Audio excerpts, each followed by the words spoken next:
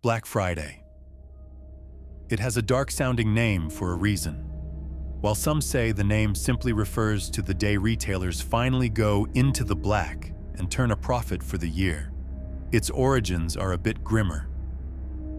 In the 1950s, Philadelphia police used the term to describe the chaos that engulfed the city on the day after Thanksgiving. Tourists and shoppers flooded the streets, and officers were forced to work exhausting, long shifts to control the mayhem.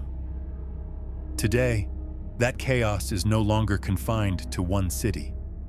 It's a national and even global phenomenon. It's the one day a year when hunting for a 50-inch TV can feel more like a scene from The Purge. For retail workers, it's a day of organized chaos at best and outright danger at worst. They face unbelievable stress from long hours, hectic crowds, and customers who have completely checked out of reality. And for shoppers, the promise of a great deal can trigger a primal, competitive instinct. This is thanks to a psychological phenomenon called de-individuation. When you're in a large, anonymous crowd, you feel less responsible for your own actions, which can lead to aggression you'd never show on a normal day. We've dug through news archives, eyewitness accounts, and employee testimonies to bring you the most shocking, unbelievable, and frankly, disgusting Black Friday horror stories ever. These aren't just a few isolated incidents. They're a disturbing look at the dark side of consumer culture. Story 1. The Doorbuster Stampede. Let's start at the front lines.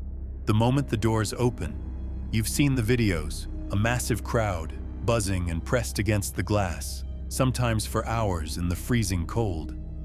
But when those doors finally slide open, civility often gets left behind. In 2008, this exact scenario turned deadly at a Walmart in Valley Stream, New York. A crowd of about 2,000 people had been waiting for the 5 a.m. opening, lured by deals on things like a $798 Samsung Plasma TV and $9 DVDs. The store's preparations were described as minimal and ineffective. By 3 a.m., shoppers had already jumped the flimsy barricades, and by 4 a.m., the crowd was a solid mass pressed directly against the glass doors. Management reportedly asked a few of the physically largest employees to form a human barrier against the mob. One of those employees was a 34-year-old seasonal worker named Jadimitai Damour. He was 6'5" and had only been on the job for about a week. When the time came, the force of the mob was so powerful that they shattered the sliding glass doors, crumpling the metal frame like an accordion. In the mad rush that followed, Jadimitai Damour was knocked down and trampled. The wave of shoppers was relentless. They surged right over him, their eyes locked on the deals inside. Even as police and paramedics tried to reach him to perform CPR, they were shoved aside by shoppers who simply refused to stop, some even yelling that they had been waiting in line since the morning before. Within an hour, Damour was pronounced dead from asphyxiation. Tragically, he wasn't the only one hurt. 4 other shoppers, including a pregnant woman whom Damour had reportedly tried to help, were injured in the chaos. The fallout was immense. Walmart was hit with a $7,000 fine from the Occupational Safety and Health Administration, OSHA, for failing to provide a safe workplace, the maximum penalty allowed. The company fought the fine for years, spending an estimated $2 million in legal fees before finally agreeing to pay it in 2015. This incident became a horrifying symbol of just how quickly the holiday shopping frenzy can turn fatal. And while this was the most tragic, it's not an isolated event. Similar tramplings have been reported in other years, including an incident where shoppers at a Target ignored a 61-year-old man who had collapsed, with some even stepping over him to continue shopping. Story 2. The Handbag Hit. It's one thing to get caught in a stampede, but it's another to be physically assaulted over a product. Our next story comes from a former retail employee who witnessed what she called a Black Friday fight club. The scene was a busy sales floor, where an employee was helping a customer with a handbag. Suddenly, a scream cut through the noise of the store. One woman yelled profanities at another. The whole store went silent for a second as everyone turned to look. A man, likely a reseller, had cleared an entire shelf of a popular handbag, and a woman was pleading with him for just one. When he refused with an attitude, she swung at him. But in the chaos, her punch missed and connected squarely with the face of the employee who was just trying to do her job. The employee said the woman was mortified and apologized over and over. And the ultimate irony? The employee was walking over to tell her they had a whole stockroom full of those exact bags. It's a classic case of what's called Black Friday brain, where the desperate need for a deal fueled by a perceived scarcity leads people to throw punches before even thinking straight. That feeling of urgency and competition short-circuits rational thought.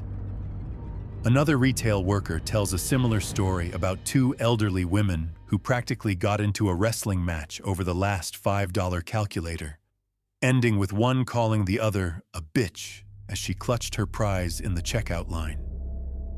Story 3. Pepper spray and shopping rage. Sometimes, the aggression goes way beyond fists and shoves. Some shoppers show up ready for battle. In 2011, at a Walmart in Porter Ranch, California, one woman decided to take crowd control into her own hands. As a mob of shoppers scrambled for discounted Xbox 360s being unwrapped from a crate, she pulled out a can of pepper spray. She blasted the people around her, hitting about 20 of them, including children. Screaming and crying filled the air as people panicked, not just from the spray, but from the crush of the crowd. Police later called it an act of competitive shopping. She wasn't defending herself. She brought a weapon to get an advantage over other customers.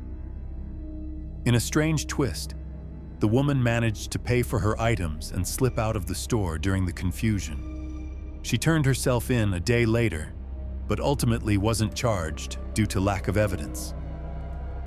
And this wasn't a one-off event. That same year became known as the Year of Pepper Spray. In North Carolina, an off-duty police officer working security at another Walmart deployed pepper spray to subdue a crowd that was getting out of control over cell phone deals. In Arizona, police arrested a 54-year-old man who, after being thrown to the ground by an officer, was found to have hidden a video game under his shirt to get away from the brawls in the electronics aisle. These incidents show a terrifying level of premeditation and desperation, where people anticipate conflict and literally arm themselves to go shopping. These stories are pretty wild, and we're just getting started. Story 4. The line cutter and the gun lines are a classic part of Black Friday, and with them comes a ton of tension. But for one security guard, just trying to enforce the queue almost cost him his life. In a story that has become a legend in retail circles, a guard was managing a checkout line with over 50 people waiting patiently at a popular lingerie store. A woman, described as a well-dressed mother, decided she was too important to wait and tried to cut straight to the front. The guard did his job, politely asking her multiple times to either go to the back of the line or leave. Instead of listening, she absolutely lost it, screaming a dictionary of curse words at him. But then, she took it to a terrifying new level, ending her tirade by threatening him with a gun she claimed to have in her bag.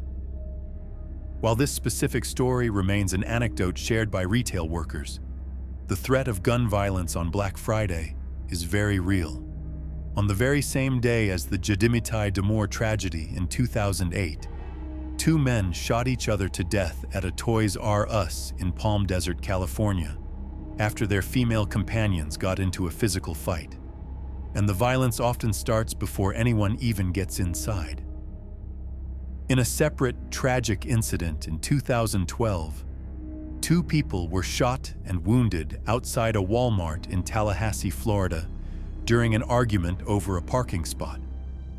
The victims were taken to the hospital with non-life-threatening injuries, while police searched for the shooter who fled in a dark green Toyota Camry.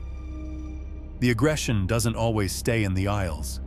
It spills out into the parking lots, turning a hunt for a bargain into a matter of life and death. Story 5. The horror of the phantom discount. Not all Black Friday horror stories are violent. Some are much quieter scams designed to trick you out of your hard-earned money. This is the horror of the phantom discount, a game of psychological manipulation where retailers are the masters. One of their best tricks is anchor pricing. Here's how it works. A store advertises a product, let's say a TV, with a massive discount. It's marked down from $999 to just $499. That sounds like an amazing 50% off deal, right? But here's the scary part. The TV was probably never sold for $999 in the first place. That higher price is a fake anchor, created just to make the sale price seem way more impressive than it actually is. It's a deceptive practice that the Federal Trade Commission, FTC, warns about every year. Another version of this is the Black Friday only model.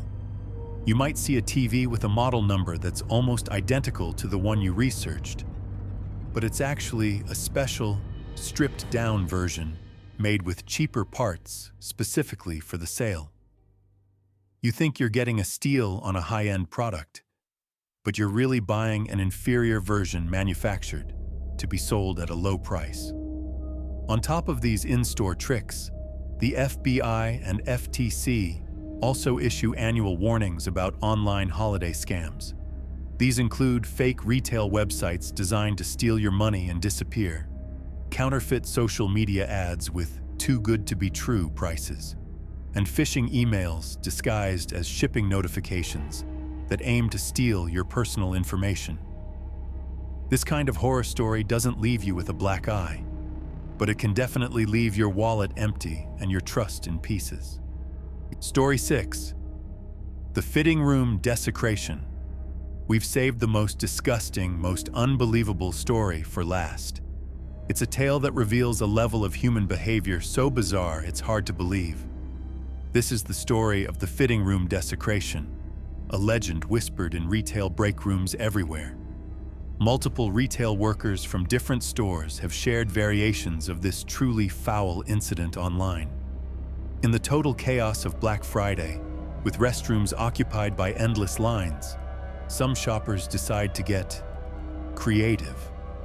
One employee reported finding that a customer had defecated in a fitting room. But it gets worse. To clean themselves up, the person used a $125 Ralph Lauren shirt. Let that sink in for a moment. Someone chose to use an expensive piece of clothing as toilet paper rather than wait in line for the bathroom.